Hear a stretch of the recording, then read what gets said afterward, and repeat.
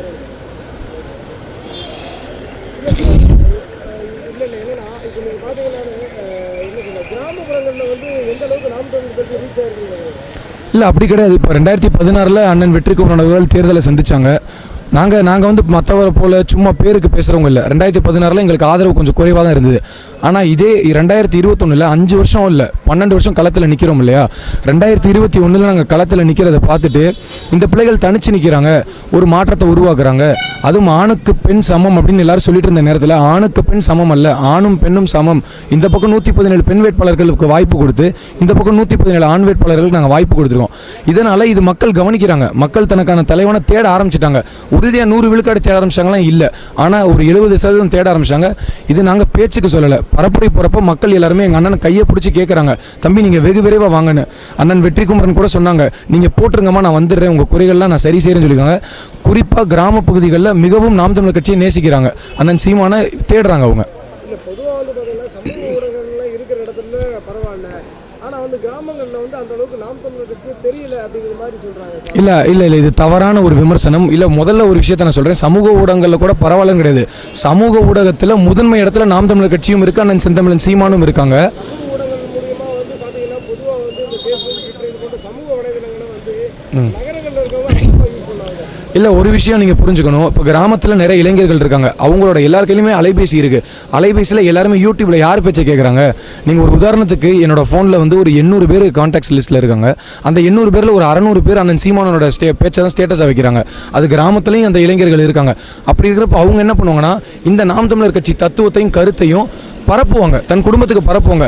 புரட்சின்றது உடனே நடக்காது, ஆனால் கண்டிப்பாக மாற்றம் நடக்கும். கிராமத்திலையும் எங்களுக்கு ஆதரவு வந்து கொண்டு இருக்கிறது, பெருகி கொண்டு தான் இருக்கிறது. இது நிதர்சனமான உண்மை. இது வேற யாராவது சொன்னால் பரவாயில்ல, களத்தில் இருக்கிற நாங்கள் சொல்கிறோம். இல்லை நான் வந்து அதிகாரங்கள்னா தான் ஓட்டு போடுறேன்னு சொல்கிற மக்கள்கிட்ட என்ன பண்ணி மாற்ற போகிறேன் ஓட்டு போடுவேன். அண்ணன் சீமான் அவர்கள் சொல்கிறாங்க, நீ ஜாதி பார்த்து ஓட்டு போட்டேன்னா அது எனக்கு தீட்டுன்னு சொல்கிறாங்க. இப்படி பேச ஒரு தலைவர் இருப்பார் இங்கே. ஏன் அந்த ஜாதிக்காரன் ஓட்டு போயிடும், இந்த ஜாதிக்காரன் ஓட்டு போயிடும் நினைக்கிறாங்க. எங்க அண்ணன் அப்படி இல்லை, ஜாதி ஓட்டு வேணாம்னு நினைக்கிறாரு. ஆனால் அதையும் தாண்டி உண்மையிலே சாதி உணர்வு இருக்கிறவர்கள் கூட தமிழர் உணர்வு வரும்போது அண்ணன் சீமான் இடத்துல ஒரே புள்ளியில் வந்து நிற்பாங்கன்ற நம்பிக்கை எங்களுக்கு இருக்குது. அந்த நம்பிக்கையை நாங்கள் ஊட்டுவோம். இது வரைக்கும் எண்ணற்ற கட்சிகள் இருந்திருக்கு, எந்த கட்சி மாற்றம்னு சொல்லி தனிச்சு நின்றுருக்கு. எல்லாருமே எந்த கட்சிக்கு மாற்றம் சொன்னாலும் அந்த கட்சியோட கூட்டணி வச்சிருக்காங்க. அப்போது இந்த மக்களுக்கு நாங்கள் நம்பிக்கை கொடுத்துக்கிட்டே இருக்கோம், மக்களை நோக்கி நாங்கள் பயணிச்சுட்டே இருக்கோம். அப்போ ஒரே ஒரு தடவை சிந்திச்சு பார்ப்பாங்க, சரி இந்த பிள்ளைகள் சரியானதை செய்கிறாங்க, சாதி உணர்வுலாம் நம்ம தூக்கி போட்டு மத உணர்வை தூக்கி போட்டு இந்த பிள்ளைகளுக்கு நம்ம வாக்களிப்போன்ற எண்ணத்தை நாங்கள் விதப்பும் உருவாக்குவோம். குறிப்பாக வந்து அண்ணன் கல்யாண சுந்தரம் இந்த தேர்தல் சமயத்தில் வந்து வெளியேறாங்க. இது பெரிய பின்னடைவாக பார்க்கப்படாத நாம் தமிழர் கட்சி. அண்ணன் உங்களிடத்துல ஒரே ஒரு கேள்வி, அண்ணன் சீமான் அவர்கள் ஒரு ராஜீவ்காந்தியும் ஒரு கல்யாண சுந்தரத்தையும் உருவாக்கின அவர், நீங்கள் அப்படி நினைக்கிறீங்க, அவர் லட்சக்கணக்கான சீமானே உருவாக்கிட்டாரு. அதனால அது ஒரு பெரிய விஷயம் இல்லை. எங்களை பொறுத்த வரைக்கும் தவறான விஷயங்கள் வெளியேறும்போது எங்களுக்கு நாங்கள் வருத்தப்படலை. நாகரிகம் கருதி ஒரு சில விஷயங்கள் அண்ணன் வெளியில் பேசாமல் இருக்காங்க, அது அவர்களுக்கு நல்லது. அதனால் அவர்களை பற்றி பேசுகிறத தவிர்த்துருவோம். நாம் தமிழர் கட்சியோட தத்துவத்தையும் முழக்கத்தையும் நீங்கள் கேளுங்க, தாராளமாக நம்ம பேசுவோம். மற்றபடி என்ன காரணத்துக்காக நான் நாம் தமிழர் கட்சிக்கு ஓட்டு போடணும்? ஒரே ஒரு காரணம் தான், நாளைக்கு என் குழந்தை நல்ல நீரும் சோறும் சாப்பிடணும் அப்படின்னு நீங்கள் நினச்சிங்க அப்படின்னா நீங்கள் கட்டாயம் நாம் தமிழர் கட்சியை வாக்கு செலுத்துவது தவிர வேறு வாய்ப்பு இல்லை. வேறு ஏதாவது கட்சி சுற்றுச்சூழல் பாதுகாப்பு, கனிம வளம், காடு வளம், மலை வளம், இயற்கை வளங்கள், இயற்கை வேளாண்மை, படித்ததுக்கேற்ற போல வேலை, ஆணுக்கு பெண் ஆணுக்கும் ஆணும் பெண்ணும் சமம், இந்த மாதிரி எண்ணற்ற கொள்கையில் முன்வைக்கிறோம். எந்த கட்சியும் இதை செய்யாது, பேசாது. என்ன பேசுகிற துணிவு எங்கள்கிட்ட தான் இருக்குது. ஏன்னா நாங்கள் நேர்மையாக ஆட்சி செய்கிறோம், பணம் கிடையாது. நாளைக்கு இது திமுகவோ அதிமுகவோ இந்த மாதிரி பேசினா காலையில் வீட்டில் ரைடு போயிடும். எங்களுக்கு அந்த பயம்லாம் கிடையாது. தத்துவத்தை முன்னிறுத்துகிறோம். நிச்சயம் ஒரு நாள் நாம் தமிழர் கட்சி வெல்லும், அதில் மாற்று கருத்தே இல்லை.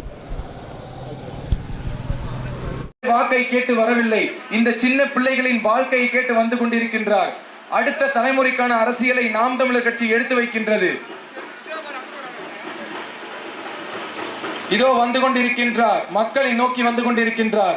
வெறும் ஓட்டுக்கான அரசியலை செய்யாமல் இந்த நாட்டுக்கான அரசியலை செய்யும் அண்ணன் வேட்பாளர் அவர்கள் வந்து கொண்டிருக்கின்றார். நாம் தமிழர் கட்சியின் வெற்றி வேட்பாளர் அண்ணன் பொறியாளர் வெற்றிக்குமரன் அவர்கள் வந்து கொண்டிருக்கின்றார். களத்திலே தனித்து போட்டி போட பயந்து கொண்டிருக்கும் அனைத்து கட்சிகளையும் விட்டுவிட்டு 234 தொகுதிகளிலும் தனித்து நாம் தமிழர் கட்சி களம் காண்கின்றது. அதில் பெருமை மிகு ஒரு உணர்ச்சி மிகு விஷயம் என்னவென்றால், 117 பெண் வேட்பாளர்களை களத்திலே நாம் தமிழர் கட்சி நிறுத்தி இருக்கின்றது. என் அன்பு உறவுகளே, 117 பெண் வேட்பாளர்கள். காரணம் என்ன தெரியுமா? ஆணும் பெண்ணும் சமம் என்ற கொள்கை கோட்பாட்டோடு நாம் தமிழர் கட்சி களம் காண்கின்றது. யோசிச்சு பாருங்க. எத்தனையோ வாட்டி எத்தனையோ கட்சிக்கு ஓட்டு போட்டுட்டீங்க. ஒரு தடவை இந்த எளிய பிள்ளைகளுக்கு வாய்ப்பு கொடுங்க.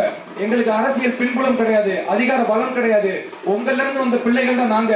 எப்படி நீங்க எல்லாரும் வேடிக்கை பார்க்குறீங்களோ அதே போலதான் நாங்களும் இங்க வந்து வேடிக்கை பார்த்துட்டே இருந்தோம். ஆனா மாற்றம் உருவாகாது, வெறும் ஏமாற்றம் தான் உருவாகும் தெரிஞ்சுட்டு இப்ப மாற்றத்துக்காக ஒரு புரட்சியை நாங்க கட்டி அமைச்சிருக்கோம். 2009 ரொம்ப சிறிதா இளைஞர்களால உருவாக்கப்பட்ட கட்சி இன்னைக்கு பெரும் படையா மாறி நிக்குது. எங்களை பார்த்து எல்லாரும் பயப்படுறாங்க. கூட்டணி பேரம் பேசாம, யார் எதை பத்தியும் கவலைப்படாம எங்க தத்துவத்தையும் கருத்தையும் நம்பி ஓட்டாங்க பார்த்து நீங்க எங்களை வெகு விரைவா புரிஞ்சுக்கணும். உங்களுக்கு தெரியும் சரி எது தப்பு எதுன்னு. ஓட்டுக்கு 500 ரூபாய் 1000 ரூபாய் கொடுக்குறாங்கல்ல, உங்களுக்கு ஓட்டுக்கு 500 1000 கொடுத்து உங்களுக்கு உதவ வருவாங்களா? உங்கள்கிட்ட இருந்து திருட வருவாங்களா? எனக்கு உங்களை யாருன்னே தெரியாது. சொல்லுங்க பார்த்தா, எனக்கு உங்களை யாரும் தெரியுமா? தெரியாது. நான் 500 ரூபாய் கொடுத்தேன்னா உங்களுக்கு சும்மாவை கொடுப்பேன்? உங்கள்கிட்ட திருடன் தானே வருவான். அப்ப ஓட்டுக்கு காசு கொடுக்கறவன அடிச்சு துரத்துங்க, வாங்காதீங்க. நீ யாரா எனக்கு காசு கொடுக்குன்னு கேட்டு விரட்டுங்க. என் வாழ்வாதாரத்தை உயர்த்தல இந்த ஓட்டு வீடு இன்னும் 10 வருஷம் ஓட்டு வீடா தான் இருக்கும். ஆனா அமைச்சர்கள் மந்திரிகள் இந்த மாதிரி இருக்கிறவங்களோட வீடு மட்டும் உயர்ந்துகிட்டே போகுது. அமைச்சர்களோட வாழ்க்கை மட்டும் சொகுசா எப்படி போகுது? யாரு இந்த அதிகாரத்தை கொடுத்தா? நீங்க யாருமே ஐயா செல்லூர் ராஜுக்கு ஓட்டு போடணும், அவர் அமைச்சரா? சாதாரண மனிதர். இப்படி அதிகாரத்தை கொடுத்து கொடுத்து நீங்க ஏன் அடிமையா இருக்கீங்க? யோசிச்சிருக்கீங்களா என்னைக்காவது? கஷ்டப்பட்டு வெம்பாடுபட்டு காலையில 8 மணிக்கு இங்க கடையை போட்டு சாயந்தரம் ஒரு 300 ரூபாய் 400 ரூபாய் கிடைக்கும். அதை வீட்டுக்கு கொண்டு போறீங்க, அதை சுரண்டி பிடிங்கிறாங்க. எப்படிப்பா? நான் சம்பாதிக்கிற காசு என்கிட்ட தான் இருக்கு நீங்க நினைக்கலாம். ஆனா அத்தியாவசிய பொருட்களோட விலையை கூட்டுறாங்களா இல்லையா? யோசிச்சு பாருங்க. யாருக்காக இந்த அரசியலை நாங்க செய்யறோம்? உங்க எல்லாத்தையும் நம்பிதானே இங்க பார்த்தா நாங்க நிக்கிறோம். யோசிச்சு பாருங்கன்னு. எங்க உறவுகள்கிட்ட தான் நாங்க வந்திருக்கோம். தனிச்சு போட்டி போட்டா நாங்க வெற்றி பெறுவோம், வெற்றி பெற மாட்டோம், அதெல்லாம் ரெண்டாவது. சரி எது அதைத்தான் நாம் தமிழர் கட்சி செய்யும். எப்படிப்பட்ட வேட்பாளர் பாருங்களேன். ஒரே ஒரு விஷயத்த பெருமையா சொல்றேன். எங்க அண்ணன் வெற்றிக்குமரன் தான் வேட்பாளர் நிக்கிறாரு. மார்ச் மாசம் கொரோனா உச்சத்துல ஆரம்பமாயிருக்கு. ஊரே வெளியில நடுக்குது வெளியில வர்றதுக்கு. நான் சென்னையில இருந்து மதுரைக்கு வர முடியாம தவிச்சுக்கிட்டு இருக்கேன். அப்போ ஒரு பாசத்தை எங்க அண்ணனுக்கு நான் தொடர்பு கொண்டு பேசுறேன். அண்ணன் எங்கன்னு இருக்கீங்கன்னு. ஊரே லாக்டவுன்ன்றதுல இருக்கு. உள்ள வீட்டை விட்டு யாருமே வெளியில வரல. போன் பண்றேன். எங்க அண்ணன் சொல்றாரு, யாரு இங்க நிக்கிறாரு பாருங்க வேட்பாளர், இவர் சொல்றாரு, தம்பி யானைக்கல் தாண்டி போய்கிட்டு இருக்கேன் அப்படின்னாரு. நெஞ்சு படபடம் அடிச்சுச்சு. என்ன வெளியில என்ன வந்தீங்க அப்படின்னு. தம்பி மக்கள் நம்ம எல்லாருமே அரிசி கொடுப்போம் பருப்பு கொடுப்போம் உட்கார்ந்து இருப்பாங்கப்பா. நிறைய பேர் உணவு இல்லாம இருக்காங்க, அவங்களோட வாழ்வாதாரம் பாதிக்கப்பட்டிருக்கு, நம்ம போய் செய்யணும்ல அப்படின்னு சொன்னாரு. நான் உடனே கேட்கிறேன், அண்ணன் சரிங்கண்ணே உங்களுக்கும் பாதுகாப்பு முக்கியம் இல்லைன்னு. அப்போ அந்த அண்ணன் சொன்னாரு, எங்க அண்ணன் வெற்றிக்குமரன் சொன்னாரு, தம்பி மக்கள் களத்துல இறங்கிட்டதுக்கு அப்புறம் நம்மளோட பாதுகாப்பு முக்கியம் இல்ல தம்பி, நம்ம மக்கள் நம்மளை நேசிக்கல, ஆனா அவர்களை நம்ம நேசிச்சுக்கிட்டே போவோம் தம்பின்னு சொன்னாரு. இப்படிப்பட்ட ஒரு வேட்பாளரை கைவிட்டுறாதீங்க. உங்களுக்கான வேட்பாளர் அண்ணன் பொறியாளர் வெற்றிக்குமரன் ஒரு படித்த வேட்பாளர். அவங்க எல்லாருமே என்ன நினைக்கிறாங்கன்னா, உங்களோட அறியாமை, உங்களோட வறுமை, உங்களோட மறதி, இது மூணையும் வச்சு அரசியல் செஞ்சிடலாம்னு நினைக்கிறாங்க. உடச்சி எறிங்க. நான் படிக்கலப்பா, ஆனா சரியானது செய்வேன்ப்பா. எனக்கு படிப்பறிவு கிடையாது, ஆனா நீ ஓட்டுக்கு காசு கொடுத்தா நான் வாங்க மாட்டேன். மிக்சி கொடுக்குறாங்க, கிரைண்டர் கொடுக்குறாங்க, வாஷிங் மிஷின் கொடுக்குறாங்க, யாரும் நம்பாதீங்க. அது எல்லாத்தையும் கொடுப்பாங்க. அதையும் தரமற்ற ஒரு இதை தான் கொடுப்பாங்க. அதை கொடுத்துட்டு உங்களோட வாழ்வாதாரத்தை பாதிக்கிற அளவுக்கு விலை உயர்வை ஏற்றுவாங்க. பெட்ரோல் வண்டி எத்தனை பேர் வச்சிருக்கீங்க? நீங்க வண்டி வாங்குறப்ப பெட்ரோல் எவ்வளவு இருந்துச்சு? இவர்கள் செய்த சத்தியம் என்ன? மத்திய அரசாங்கம் செய்த சத்தியம் என்ன? பெட்ரோல் விலையை 40 ரூபாய் கொண்டு போகணும்னு சொல்லிட்டு 40 ரூபாய் ஏத்திட்டாங்க. 100 ரூபாய் விற்குது பெட்ரோல் விலை. கஷ்டப்படுற குடும்பத்துல இருக்க நிலைமை யோசிச்சு பாருங்க. நம்ம செய்யக்கூடிய ஒரு விஷயம் அடுத்த தலைமுறையை பாதிக்காதுன்னா பிரச்சனையே கிடையாது. நாங்க தெருவில் நின்று கத்த மாட்டோம். நீங்க ஓட்டுக்கு காசு வாங்கிட்டு நீங்க ஓட்ட போறீங்கன்னா உங்களோட அது பாதிப்பு போகும்னா எங்களுக்கு பிரச்சனை கிடையாது. ஆனா நீங்க பண்ற பாதிப்பு அடுத்த தலைமுறைக்கு பச்சை துரோகமா மாறும். ஏன்? நீங்க உட்கார்ந்துருக்கீங்க, வீடு, இந்த வீடு இருக்கு, இங்க ஒரு வண்டி இருக்கு, இது எல்லாத்தையும் நம்ம காசு கொடுத்து வாங்கிடலாம். காத்து யாரு வாங்க முடியும்? தண்ணி யாரு வாங்க முடியும்? அடுத்த தலைமுறைக்கு நீங்க என்ன வச்சிருக்கீங்க? எல்லாத்தையும் வாங்க முடியுமா? பெட்டி கடையில போய் ஒரு மரம் கொடுங்க, ஒரு வேப்ப மரம் கொடுங்க, கொடுப்பாங்களா? மரத்தை யாரு உருவாக்குவா? இதை பத்தி கவலை இங்க இருக்கிற அரசியல்வாதிகளுக்கு இருக்கா? எல்லாரும் சொல்றாங்க 10 தலைமுறைக்கு சொத்து சேர்த்து வச்சிருக்காரு அமைச்சர். 10 தலைமுறைக்கு நீ சொத்து சேர்த்து வச்சிருப்ப, தண்ணி மரம் யாரு சேர்த்து வச்சிருப்பா? இதெல்லாம் யோசிச்சு பாருங்க. எளிய பிள்ளைகள் நாங்க உங்க இடத்துல வந்திருக்கோம். 117 பெண் வேட்பாளர்களை களத்தில் நிறுத்தி போராடிட்டு இருக்கோம். எதுக்கு? இந்த மாதிரி வீட்டுல அக்கா துணி துவைச்சிட்டு இருக்காங்க, இங்க அந்த பக்கம் ஒரு அக்கா வெங்காயம் கழுவிட்டு இருப்பாங்க.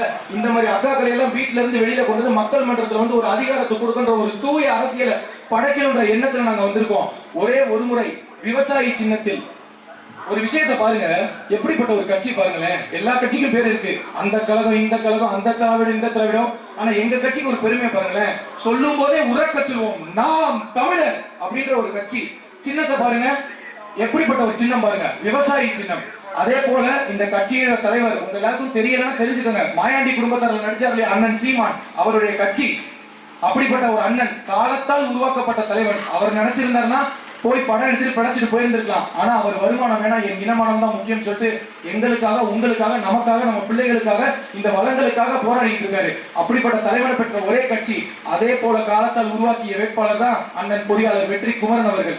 இந்த பிள்ளைகளை கைவிட்டு விடாதீர்கள். விவசாயி சின்னத்திலே இந்த பிள்ளைகளை வெற்றி பெற செய்யுங்கள். அண்ணன் வென்று சென்றால் வெறும் மேஜையை தட்ட மாட்டார், அநீதிகளுக்கு எதிரானவர்களின் தலையில் தட்டுவார். அண்ணன் பொறியாளர் வெற்றி குமரன் அவர்களுக்கு விவசாயி சின்னத்திலே வாக்களித்து அவரை வெற்றி பெற செய்து அந்த வெற்றியை நம் மக்களின் வெற்றியாக, இனத்தின் வெற்றியாக, பிள்ளைகளின் வெற்றியாக, தலைமுறையின் வெற்றியாக மாற்றுங்கள். அன்பு உறவுகளே, உங்களை நம்பி களத்திலே நாங்கள் போட்டி போடுகின்றோம். நாங்க உங்களை நோக்கி வந்துகிட்டே இருக்கோம், நீங்க எங்களை நோக்கி வாங்க. 2 பேரும் கை கொடுத்து ஒரு மாற்று அரசியல் புரட்சியை உருவாக்குவோம். எல்லாரும் சிந்திச்சு வாக்களிங்க. உங்க ஓட்டை விற்காதீங்க. 500 1000 கொடுத்தாப்பா, எனக்கு அன்றாட வாழ்க்கைக்கு உதவும்பா, என்னால முடியவே இல்லையாப்பா, யோசிச்சுக்கோங்க. காசை வாங்கிட்டு அவனுக்கு தான் ஓட்டு போடணும்னு கட்டாயமும் கிடையாது. காசை வாங்கினாலும் நீங்க காசை வாங்கி நல்லவனுக்கு ஓட்டு போடுறீங்க, திருடனுக்கு போடுறீங்க. ஒரே ஒரு வாட்டி யோசிச்சு பாருங்க. உங்களோட வாழ்வாதாரம் உயரணும்னா, உங்களோட வாழ்க்கை தரம் உயரணும்னா, நாளைக்கு உங்க தலைமுறை பிள்ளைகள் நல்லா படிக்கணும்னா தயவு செய்து நாம் தமிழர் கட்சிக்கு வாக்கு செலுத்துங்க. எல்லாரும் கண்ணீரோட சொல்றீங்கல்ல, நான் தான்ப்பா படிக்காம போயிட்டு, நீயாவது நல்லா படிச்சு வாப்பா. அப்படி அந்த பிள்ளைக்கு படிப்பார் இருந்தாலும் அரசாங்க பள்ளியில என்ன தரம் இருக்கு? நாங்க தருவோம் தரமான சமமான கல்வி. அமைச்சரின் மகனுக்கும் ஒரே கல்வி, கரைக்கோடி பாமரனின் மகனுக்கும் ஒரே கல்வி. அனைவருக்கும் தரமான சமமான மருத்துவம். பெரியாஸ்பத்திரி தரம் இருக்குல்ல, பெரியாஸ்பத்திரி பக்கம் யாராவது போக முடியுதா? அரசு மருத்துவமனை பக்கம் அதோட தரத்தை உயர்த்துவோம். அப்ப சட்டம் போடுறோம், அமைச்சர் மகனுக்கோ மனைவிக்கோ உடம்பு சரியில்லையா, நீ அரசு மருத்துவமனை தான் படுக்கணும். எதுக்கு அப்படி சட்டம் போடுறோம்? அமைச்சர் தன்னோட மனைவி அங்க போய் படுப்பாங்கன்றதுக்காவது தன்னோட அந்த பெரியாஸ்பத்திரியோட தரத்தை உயர்த்திடுவாரு. அப்ப எல்லாருமே யோசிங்க, உங்களுக்கு நாங்க பேசுற அரசியல் புரிஞ்சிருச்சா? ஆமாப்பா, இந்த பிள்ளைகள் மாற்றத்தை செய்யறாங்களா? அந்த அரசியல் உங்களோட நிறுத்துறது அது உங்க கடமை கிடையாது.